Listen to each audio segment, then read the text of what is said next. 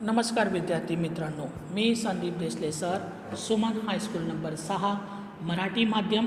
विद्यार्थी मित्रांनो, आज आपण इयत्ता 9वी विषय योग, स्वास्थ्य आणि शारीरिक शिक्षण या विषयाचा अभ्यास करूया. आज आपण प्रकरण 2 अष्टांग योग विषयी माहिती मिळूया. प्रस्तावना विद्यार्थी मित्रांनो, योग भारताच्या ऋषीमुनीकडून मिळलेली प्राचीन विद्या आहे. या अनमोल वर्षागात संपत्तीचे रक्षण करणे हे आपले कर्तव्य आहे. वेद हे जीवन जगण्याची कला आहे. भारताच्या संस्कृतीमध्ये शाहदर्शन परंपरा खूपच महत्त्वाची आहेत. विद्यार्थी मित्रांनो, त्यामध्ये एक योगशास्त्र आहे. वेदविद्येच्या वैज्ञानिक रीतीने जर अभ्यास करून महर्षी पतंजली योगसूत्राची रचना केली, तेव्हापासून योग हे चित्रशुद्धीचे उत्तम साधन मानले जाते. विद्यार्थी मित्रांनो, जेव्हा आपण मानव स्वरूपात जन्माला येतो तेव्हा आपणास हे ज्ञात नव्हते की मानव जीवनाचा विशिष्ट हेतू काय आहे, आपल्या जीवनाचे अंतिम लक्ष्य काय आहे. सामान्यपणे मानवी जीवनाचा हेतू संपत्ती मिळविणे, संतती प्राप्त करणे, यश कीर्ती प्राप्त करणे असे मानण्यात येते. परंतु विशिष्ट ध्येयाचा विचार केला तर जन्म मरणाच्या बंधनातून मोक्षमुक्ती किंवा स्वतःच्या इष्टदेवताचे साक्षात करणे किंवा जीवनामध्ये संपूर्ण शाश्वत आनंद प्राप्त करण्याचा आहे. मानव जीवनाचा निर्धारित ध्येयाला प्राप्त करण्यासाठी भारतीय प्राचीन शास्त्रामध्ये अनेक मार्ग सांगितले आहेत. मार्गाचे वर्णन पाहावयास मिळतात. त्यापैकी एक मार्ग योग दर्शन आहे.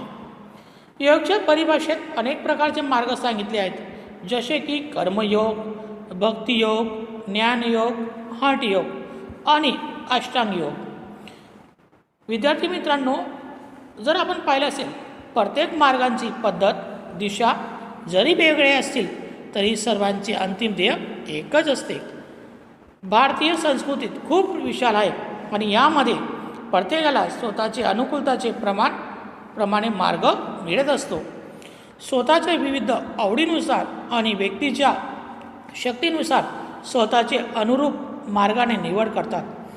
प्राचीन पुस्तके जसे की हठयोग, प्रदीका, गेडसंहिता, शिवसंहिता आणि पतंजली योगसूत्रात योगाचे विविध प्रकार पारंगात स्पष्टीकरण करण्यात आले आहे. विद्यार्थी मित्रांनो, आधुनिक विज्ञानाच्या समानतेबरोबर सचोट किंवा योग्य वैज्ञानिक दृष्टिकोनाचा विचार करण्यात आला आहे. महर्षी पतंजलीने दाखविलेला अष्टांग योगाचा मार्ग आजच्या मानवासाठी खूप प्रभावी विद्या आहे. महर्षी पतंजलीने सहजपणे समजले आहे की पतंजली योगसूत्रामध्ये योगची 8 अंगे सांगितले. योग त्यामुळेच योग अष्टांग योग या नावाने प्रसिद्ध झाला आहे.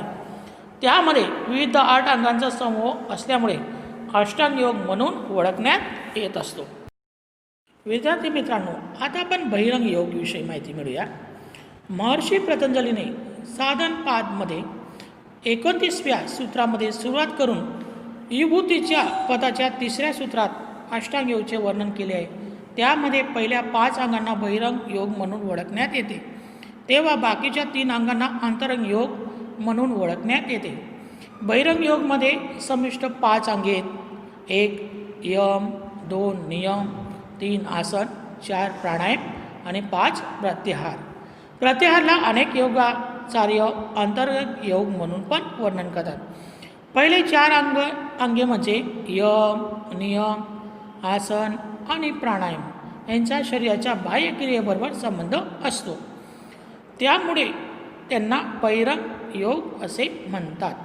आणि शेवटचे 3 अंगे धारणा, ध्यान आणि समाधी मात्र अंतःकरणाबरोबर संबंध ठेवतात, त्यामुळे त्यांना अंतरंग योग असे म्हणतात. तेव्हा प्रत्याहार शरीराच्या बाहेरील आणि अंतःकरणातील ह्या दोन्ही क्रियाबरोबर संबंध ठेवतो.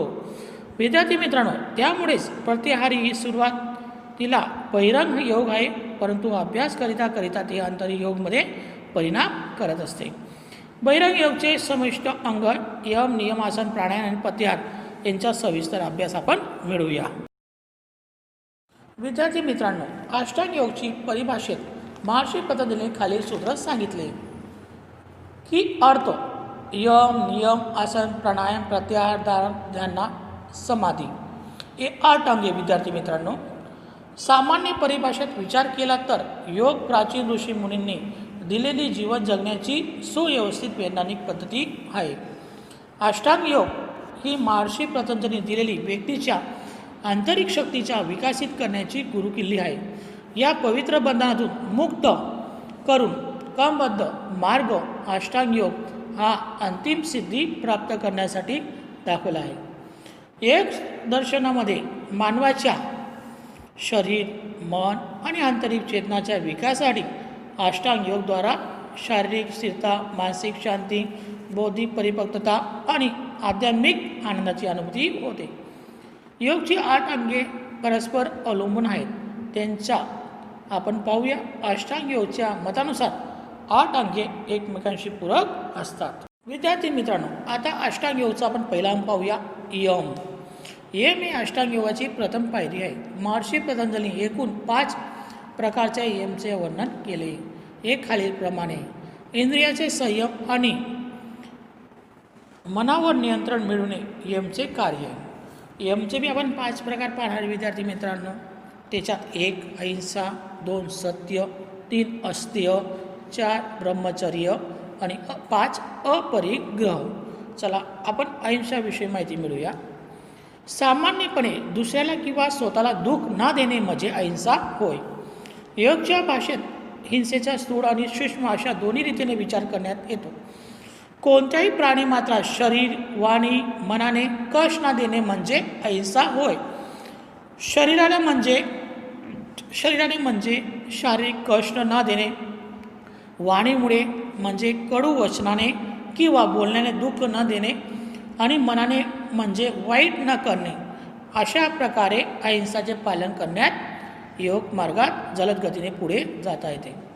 महर्षी पतंजलीने सांगितले की अहिंसेचे पालन करणाऱ्या व्यक्तीला सनिध ध्यानमध्ये वेळ, वैभव, देश दूर होतात. शास्त्रामध्ये अहिंसा परमधर्म म्हणजे की अहिंसा परमधर्म मानण्यात येते. त्यामुळे मोह, क्रोध, लाभ यासारख्या दुष्ट प्रवृत्तींचा नाश होतो. भगवान गीतेमध्ये अहिंसाचा अर्थ देश रहित होणे असा करण्यात आला आहे. कार्यानंतर त्यांच्या हेतूचे पण जेवढेच महत्त्व आहे. विद्यार्थी मित्रांनो, आपण जर पाहिले असेल स्वतःच्या स्वार्थासाठी निर्दोष व्यक्तीला दुःख देणे म्हणजे हिंसा होय. सृष्टीतील कोणत्याही जीवाला मारणे किंवा हिंसा आहे, परंतु डॉक्टर पेशंटला शरीराला कष्ट देऊन चांगले करतो तर ती हिंसा नाही. अशा प्रकारे विद्यार्थी मित्रांनो, आपण मन, वचन आणि कर्माने अहिंसाचे पालन करणे गरजेचे आहे.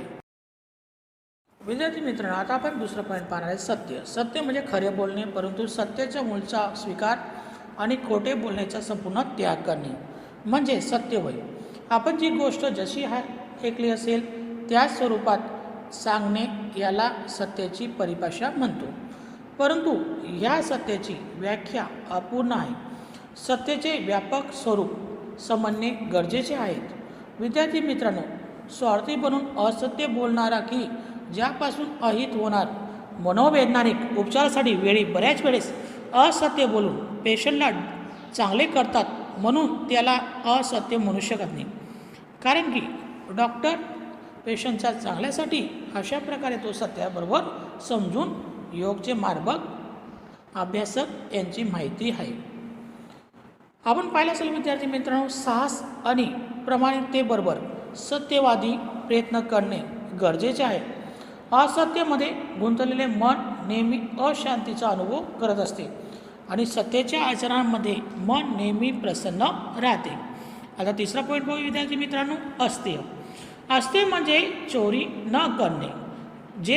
जे स्वतःचे मानून त्याच्यावर अधिकार प्राप्त करणे त्याला चोरी असे म्हणतात. अस्तेचा अर्थ स्थूल स्वरूपात न होता सूक्ष्म रूपात विचार करायला पाहिजे. कर्तव्याची चोरी ही सर्वात मोठी गुप्त चोरी असते. वेळेचे चोरी न चोरीच आहे. विद्यार्थी मित्रांनो, विचारांची चोरी पण चोरीच मानली जाते. मागितल्याशिवाय दुसऱ्याची वस्तू घेऊन घेणे हा पण एक चोरीचा एक प्रकार आहे.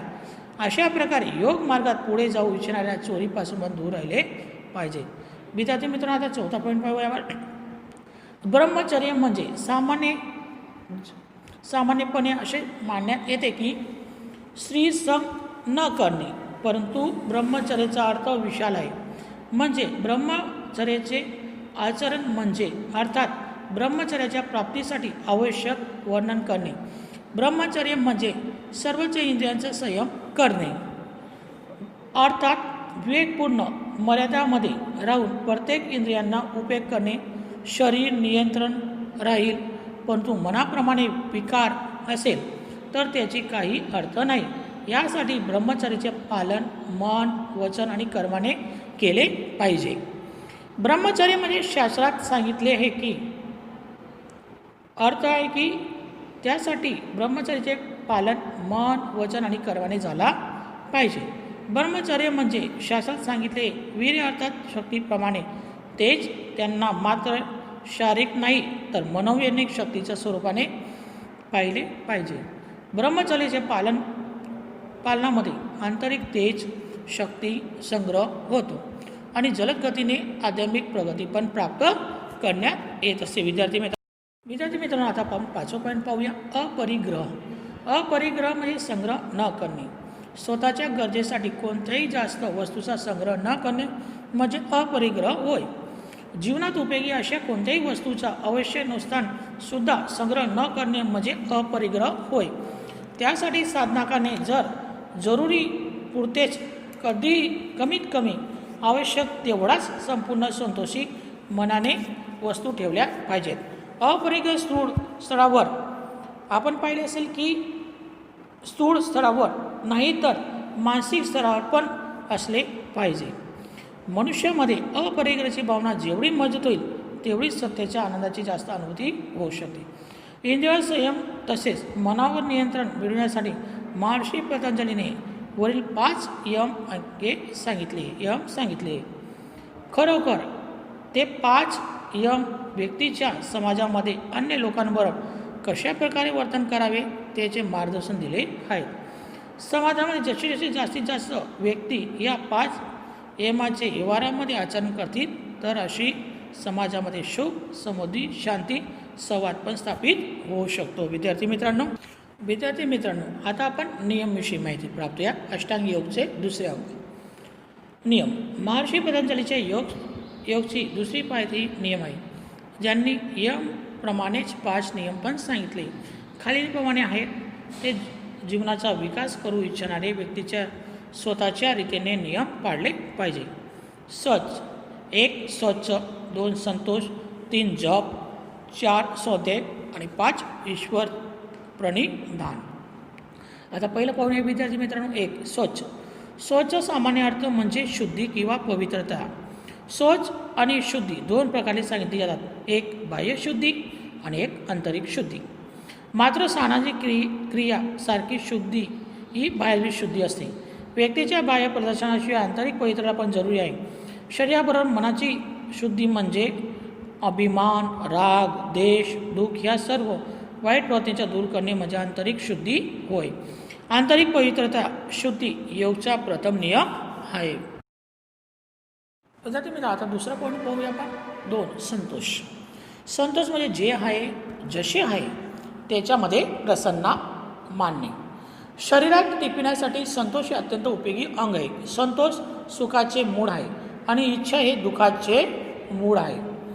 ज्याप्रमाणे संपूर्ण सुखी व्हायचं असेल तर मन वचन आणि कर्माने संतोषी व्हायला लागेल. साधे जीवन उच्च विचार हे संतोष राहण्याचे लक्षण आहे. संतोषी नेहमी प्रसन्नतेबरोबर आनंदमय जीवन जगतो आणि कोणत्याही परिस्थितीमध्ये प्रसन्नता टिकून ठेवणे हा योगचा दुसरा नियम आहे. आता तिसरा पाहूया आपण.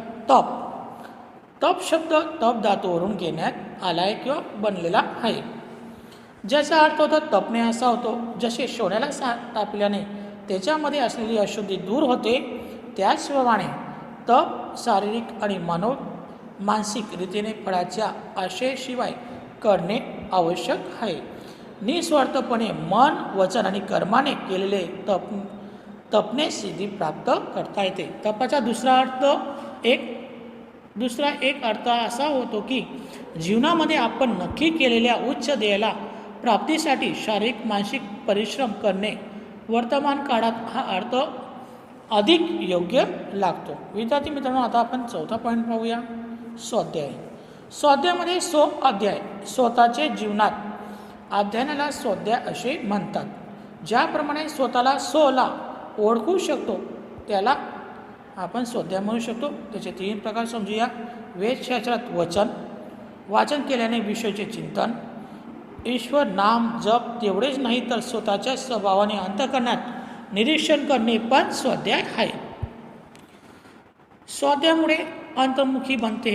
योगमध्ये प्रगतीसाठी स्वाध्याय 4था नियम सांगितलेला आहे. विद्यार्थी मित्रांनो, आता आपण पाहूया 5वा पॉईंट. ईश्वराशी समर्पित. प्रणिधान म्हणजे धारण करणे, अर्थात ईश्वर प्रणिधान म्हणजे ईश्वराला धारण करणे होय किंवा ईश्वराला स्थापित करणे. परंतु योगच्या दृष्टीने ईश्वर प्रणिधान म्हणजे ईश्वराचा संपूर्ण समर्पित होऊन जाणे. त्याशिवाय जे पण फळ किंवा इच्छित वस्तू प्राप्त होईल ते पण तप ईश्वराला चरणामध्ये अर्पित करणे देणे. ईश्वराची श्रद्धा ठेवल्याने योग अभ्यासामध्ये सरळता राहते किंवा त्यापासून मोक्षाची पण प्राप्ती होते. अशा प्रकारे ईश्वर प्रणिधान म्हणजे संपूर्ण शरीराच्या स्वीकार किंवा समर्पित भावना. आता आपण यम आणि नियमाचे महत्त्व पाहूया. विद्यार्थी मित्रांनो, आजच्या धावपळीत काळात यम नियमाचे पालन करणे खूपच कठीण आहे, परंतु क्रमशः अभ्यासाद्वारे असंभव नाही. यम आणि नियमाद्वारे शक्तीच्या आपण पाहिलं असेल की शक्तीच्या चरित्रात घडतर होते. व्यक्तीमध्ये राहिलेले गुण किंवा दोषाचे खरे दर्शन यम किंवा नियमाद्वारे ओळखण्यात येऊ शकते. योगचे अंतिम लक्ष्य सुख शांती आणि परिपूर्णता आहे. जेव्हा आपण व्यक्ती स्वतःचे वर्णन किंवा व्यवहारामध्ये मात्र बाह्य दृष्टीने नाही तर आंतरिक दृष्टीने पण मन वचन आणि कर्माने यम नियमाचे पालन करणे या अष्टांग योगचा मूलभूत पाया आहे. या प्रथम 2 पायांच्या मुळे साधक पुढे जाऊ शकतो. 5 नियम आणि 5 नियमांच्या पालनामुळे व्यक्तीच्या शारीरिकरित्या योगच्या पुढील अंगासाठी जसे की आसन आणि प्राणायाममुळे परिपक्व बनतो. यमच्या पालनामुळे उत्तम सामाजिक वातावरण निर्माण होते आणि नियमाचे व्यक्तीचे व्यक्तिगत गुण पण आता विद्यार्थी मित्रांनो, आपण अष्टांग योगचे 3रे अंग पाहूया. आसन. महर्षी पतंजलीने आसनाला योगचे 3रे अंग म्हणून दाखविले आहे. आसन संस्कृत महर्षी पतंजलीने आसनाला योगचे 3रे अंग म्हणून पण दाखविलेला आहे. आसन हे संस्कृत शब्द आहे. तो अस्थि धातूवरून बनलेला आहे. त्याचे सामान्य अर्थ धर्म बैठक किंवा बसणे असा होतो, जसे की विशेष प्रकारची स्थिती प्राप्त करणे असा होतो. परंतु मात्र शब्दाच्या अर्थामुळे त्याचा खरा अर्थ प्रकट होत नाही. महर्षी पतंजलीने आसनाच्या विशिष्ट परिभाषामध्ये समजवितांना वर्णन केले की स्थिर सुख आसनम, अर्थात स्थिरतेबरोबर सुखदायक स्थिती म्हणजे आसन होय. जसे की महर्षी पतंजलीने सांगितले की शरीराच्या ज्या स्थितीमध्ये चंचलता नसेल, स्थिरतेबरोबर सुखदायक स्थिती म्हणजे आसन होय. ही स्थिरता आणि सुखदायक स्थिती शरीर मन दोघांमध्ये असणे गरजेचे आहे. आसनाला कष्टपूर्वक करण्याची गोष्ट म्हणजे महर्षी पतंजलीने केली नाही किंवा सांगितली नाही. कष्टाशिवाय दीर्घकाळ शारीरिक आणि मानसिक स्थितीबरोबर शरीराचे नियंत्रण आसनाचे मूलभूत गरज. जर सामान्यपणे पाहिले की एका स्थितीमध्ये शांतपणे बसण्याचा प्रयत्न केला तर आपले शरीर थोडा वेळ बसू शकत नाही. अर्थात जे आपण पाहू शकतो ते शरीर, ज्याला आपण आपले शरीर म्हणतो, आपल्या नियंत्रणामध्ये जास्त काळ राहत नाही, आपल्या अस्तित्वामध्ये निर्माण करते. हे शरीर किती अंशी आपल्या नियंत्रणामध्ये राहते किंवा नियमामध्ये राहते यांचा प्रत्यक्ष अनुभव आसनांच्या अभ्यासावरून समजला जातो. आसनाच्या अभ्यासावेळी सुरुवातीला थोडा त्रास, तणाव, शारीरिक कष्टाला अनुभव होतो, परंतु हळूहळू शरीराच्या विकट आणि विपरीत अवस्थेत पण सुखदायक स्थिरता आणि शांतीचा अनुभव आसनामध्ये होतो. महर्षी पतंजलीने योगसूत्रामध्ये आसनांच्या वास्तविकता आणि व्यापक दर्शनापर अनुभव समजलेला आहे. आधुनिक काळात जीवनामध्ये परिश्रम कमी झाले, भौतिक सुखाकडे धवपळ करणाऱ्या मानवाने शारीरिक आणि मानसिक स्वास्थ्य दिन प्रतिदिन कमी होत आहे, हरवित आहे, तेव्हा महर्षी पतंजलीने सांगितले की अष्टांग योगचे तिसरे अंग अमूल्य आहे. त्याला आपण पाहूया विद्यार्थी मित्रांनो, आसनाचे प्रकार. आसनांचा शरीर किंवा मनावर होणाऱ्या परिणाम विचार करून आसनाचे 3 विभागलेले आहेत.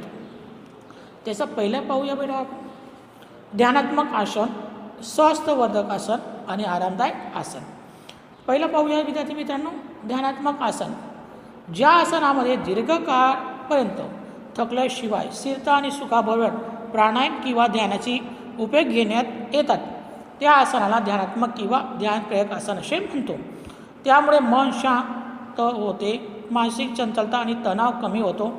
ध्यानासाठीचे आसन मुख्यत्वे पॅरामेटिक आहे आणि याचे मुख्य ध्येय आध्यात्मिक उन्नतीचे आहे. त्यामध्ये मुख्यत्वे पद्मासन, वज्रासन, भद्रासन, स्वस्तिकासन इत्यादी आसन आहे. दुसरं पाहूया विद्यार्थी मित्रांनो, 2 स्वास्थ्यवर्धक आसन.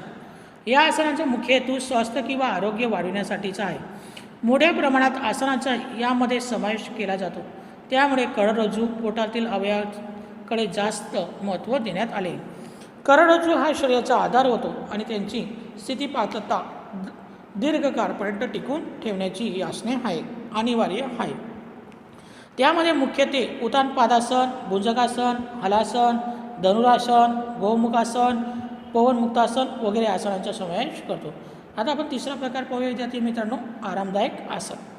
ज्या आसनाद्वारे शारीरिक मानसिक थकवा दूर करून संपूर्ण स्थितीपालतेची अवस्था मिळते, त्याला आरामदायक आसन असे म्हणू शकतो. खास करून स्वास्थ्यवर्धक 2 आसनांच्या मध्ये ही आसन करण्यात येतात, ज्यामुळे अगोदर केलेल्या आसनांचा शारीरिक तणाव किंवा थकवा कमी होतो किंवा दूर होतो. आसनांच्या अभ्यासासाठी सुरुवातीला किंवा मधोमध करण्यात येतात. या आरामदायक आसनामध्ये शरीराचा तणाव मुक्त करता येतो, ज्यामध्ये मुख्यत्वे पाठीवर झोपून करण्यात येणारे शवासन मुख्यत्वे आहे. याशिवाय मकरासन, बालकासन इत्यादी त्यामध्ये समावेश होतो. विद्यार्थी मित्रांनो, आता आपण काही पूरक आसन पाहूया. कोणतेही आसन करण्याअगोदर किंवा नंतर त्याची पूरक आसनाचा अभ्यास करणे आवश्यक आहे, जे नाडीतंत्र आणि अंतःस्रावी ग्रंथीमध्ये संतुलन आणतात. त्याचं क्रमशः दोघांमध्ये अभ्यासामुळे शारीरिक पूर्णता प्राप्त होत असे. पूरक आसन पाहूया विद्यार्थी मित्रांनो आपण. सरकासन, 3 भुजंगासन, 4 पश्चिमोत्तासन. हे दोन्ही बाजूला डावी किंवा उजवी बाजूला आसन केल्याने एक दुसऱ्यांच्या स्वयंपूरक आसने आहेत. त्याच्याद्वारे अभ्यासाच्या अडचणी दूर करता येतात. शरीराच्या स्थितीमध्ये लक्षात घेऊन आसनाचे प्रकार खालील प्रकारे आहेत. 1. सरळ पाठीवर झोपून करण्याचे आसन, उत्तानपादासन, पवनमुक्तासन, हलासन, मत्स्यासन वगैरे. 2. पोटावर झोपून करण्याचे आसन, भुजंगासन, शलभासन आणि धनुरासन. 3. बसून करण्याचे आसन, 1. पद्मासन, गोमुखासन, सुखासन, वज्रासन. 4. उभे राहून करण्याचे आसन, पायावर उभे राहून अर्धकटिका चक्रासन आणि गुडघ्यावर उभे राहून अष्टासन. आता आपण प्राणायामविषयी माहिती मिळूया. प्राणायाम हे अष्टांग योगचे 4थे आणि खूपच महत्त्वाचे अंग मानले जाते. प्राणचा व्यायाम म्हणजे प्राणायाम. प्राणायाम हा शब्द मिळून 2 शब्द मिळून बनतो. प्राण अधिक व्यायाम बरोबर प्राणायाम. प्राण म्हणजे श्वास आणि व्यायाम म्हणजे दीर्घकाळ किंवा विस्तार करणे. व्यायामाचा दुसरा अर्थ नियंत्रण किंवा नियमन करणे असे म्हटले जाते. प्राणाच्या गतीला नियंत्रणबरोबर दीर्घ करण्याची गोष्ट महर्षी पतंजली योगदर्शन प्रमाणे प्राणायामची व्याख्या खालीलप्रमाणे सांगितली. अर्थात श्वास प्रश्वासात गतीमध्ये विच्छेदन करणे म्हणजे प्राणायाम होय. स्थूळ अर्थमध्ये प्राण म्हणजे श्वासोश्वासाची क्रिया आणि विच्छेदन म्हणजे त्याच्या गतीने विशेष रूपाने नियमित किंवा नियंत्रण करणे, यालाच प्राणायाम असे म्हणतात. म्हणजे इच्छेनुसार श्वास घेण्याची क्रिया, सोडण्याच्या क्रियेला बंद ठेवण्याच्या त्यांच्या अधिकार मिळवण्यात येतो, त्यालाच आपण प्राणायामचे मूळ स्वरूप म्हणतो. शास्त्रामध्ये प्राणायामचं परम तप मानण्यात आले. विद्यार्थी मित्रांनो, आपण पाहिलं असेल की प्राणायामला योगचा आत्मा असे म्हणतात. योगशास्त्राच्या दृष्टीने श्वास हा मन आणि शरीराला जोडणारा सेतू आहे. श्वासोश्वासाद्वारे मनापर्यंत पोचता येते. त्यामुळे मनाच्या शुद्धीसाठी प्राणायामची क्रिया अति आवश्यक आहे. हठयोग प्रतीकामध्ये सांगितले की चले वाते चले चित्त निश्चेत निश्चित भवेत.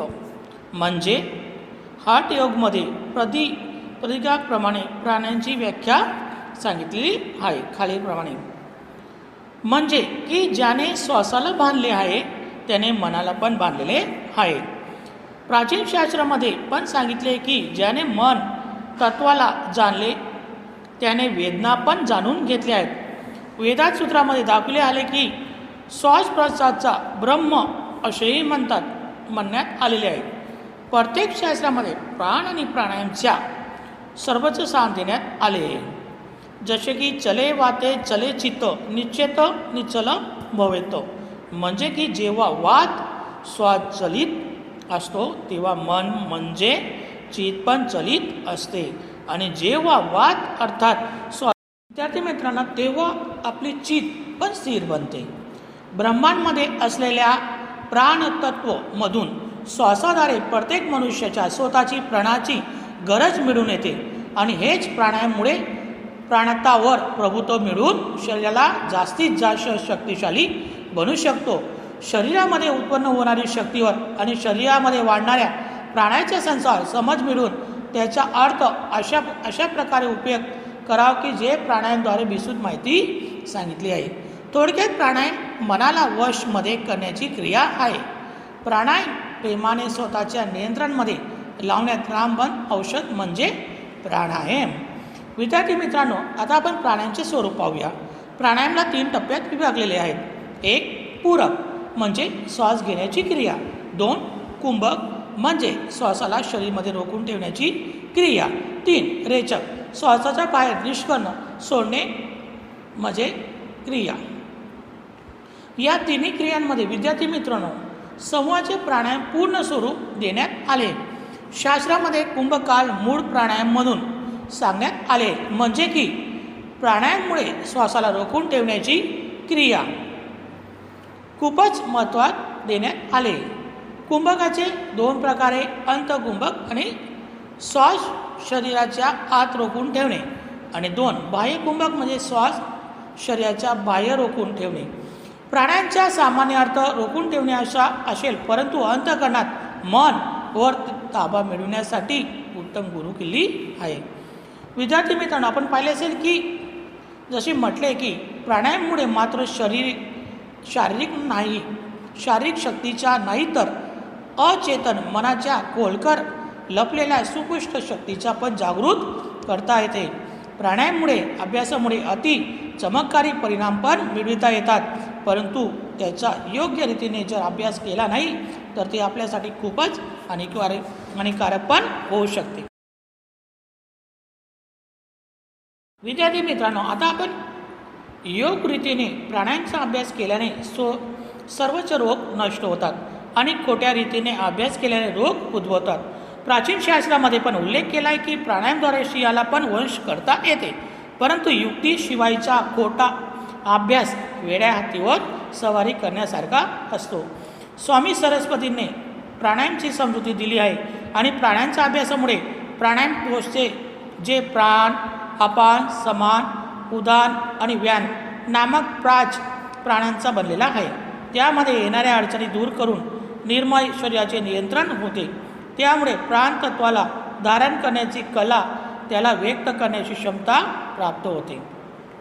विद्यार्थी मित्रांनो, आधुनिक काळात प्राणायाम श्वासोश्वास व्यायामाची एक पद्धती मानण्यात आली आहे, परंतु ही फक्त श्वासाचा व्यायाम नाही आहे. प्राणायामचे प्रकार पाहूया विद्यार्थी मित्रांनो. महर्षी पतंजलीने अष्टांग योगमध्ये कोठेही प्राणायामला नाव दिले नाही, परंतु प्रमाणबद्ध ग्रंथामध्ये मुख्यत्वे प्राणायामचे 8 प्रकार आहेत. त्याचे पाहूया विद्यार्थी मित्रांनो. 1. सूर्यभेद प्राणायाम. 2. उज्जयी प्राणायाम. 3. शीतकरी प्राणायाम. 4. शीतली प्राणायाम. 5. रसिका प्राणायाम. 6. भमरी प्राणायाम. 7. मूर्छा प्राणायाम. 8. प्रणाली प्राणायाम. हार्ट योगमध्ये प्रतीकामध्ये या 8 कुंभकाचे प्रकार सांगितले. सामान्य व्यक्तीसाठी 1. अनुलोम विलोम प्राणायाम. 2. सूर्यभेद प्राणायाम. 3. भस्त्रिका प्राणायाम आणि 4. भमरी प्राणायाम याचा अभ्यास करणे आवश्यक आहे. प्राणायामाचा खूपच सूक्ष्म अभ्यास करण्यासाठी शरीर, श्वास आणि मनाची स्थिरता खूपच जरुरी आहे. त्यामुळे प्राणायामचा अभ्यास कित्येक विशेष भावनांमध्ये केला जातो. शास्त्रामध्ये मुख्यत्वे 4 आसनांचं वर्णन केले आहे. त्यांना आपण ध्यानात्मक आसन म्हणून ओळखण्यात येते. विद्यार्थी मित्रांनो, त्याच्यामध्ये आपण एक पाहिलं पद्मासन, सिद्धासन, शवासन आणि स्वस्तिकासन. याशिवाय दुसरे आसन जसे की वज्रासन, भद्रासन आणि सुखामध्ये पण प्राणायामचा अभ्यास करता येतो. प्राणायाममध्ये उपयोगी मुद्रा. विद्यार्थी मित्रांनो, प्राणायाममध्ये कित्येक हस्तमुद्रा पण उपयोग होतो. हाताच्या मदतीने नाकाच्या दोन्ही नासाद्वारे उघडणे किंवा वेध करण्याचे मुख्यत्वे एक हस्तमुद्रा उपयोग पाहाव्यास मिळतो, ज्याचे नाव आहे प्राणव मुद्रा. प्राणायामचे फायदे. 1. प्राणायाममुळे शरीर तर स्वस्थ निरोगी होतेच, परंतु मन पण स्वस्थ आणि प्रसन्न होते. 2. शरीराच्या बाह्य आणि आंतरिक अशुद्धी दूर होतात. 3. प्राणायाममुळे दीर्घ आयुष्य प्राप्त होते. 4.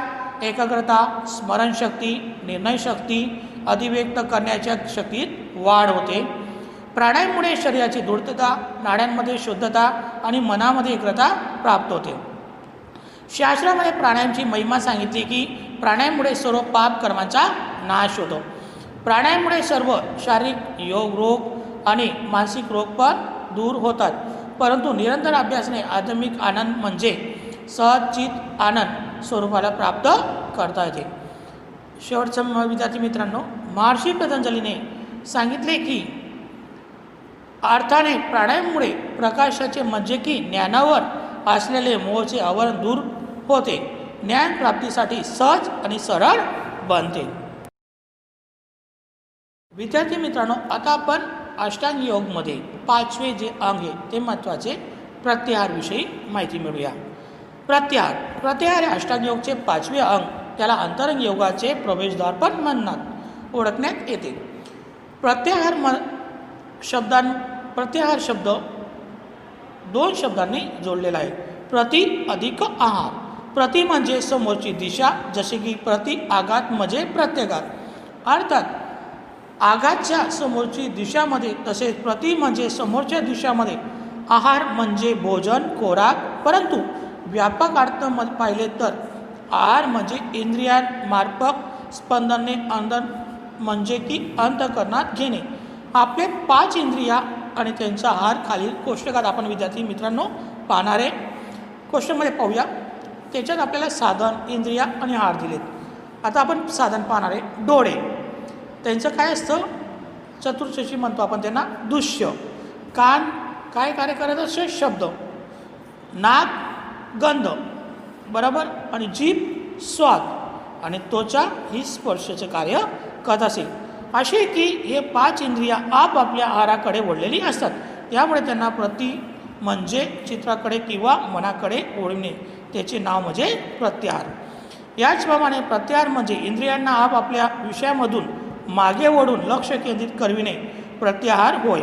सुरुवातीला शारीरिक आणि नंतर केवळ मानसिक प्रक्रिया आहे. त्यांच्या अभ्यासामुळे जगातील घटना चित्ताला विषयामधून